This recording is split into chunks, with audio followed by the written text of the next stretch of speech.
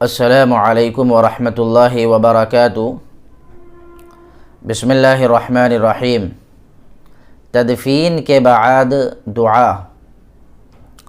تدفین کے بعد قبر پر ہاتھ اٹھا کر دعا مانگنا کیسا ہے؟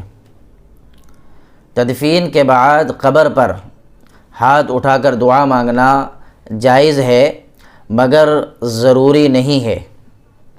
بغیر ہاتھ اٹھائے بھی دعا مانگ سکتے ہیں، اور جہاں اندیشہ ہو کہ لوگوں کے عقائد خراب ہوں گے تو وہاں نہ اٹھانا زیادہ بہتر ہے۔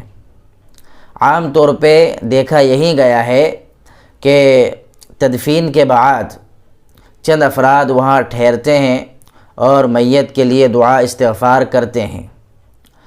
تو دعا کرانے والے عام طور پہ علماء ہی ہوتے ہیں یا مساجد کے ائمہ حضرات ہی ہوتے ہیں۔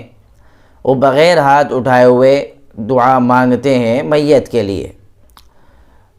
ہاتھ اٹھا کر دعا مانگنا جائز تو ہے، مگر جہاں لوگوں کے عقائد خراب ہونے کا اندیشہ ہو تو وہاں ہاتھ نہ اٹھائے جائیں، بلکہ بغیر ہاتھ اٹھائے ہوئے دعا مانگ لی جائے۔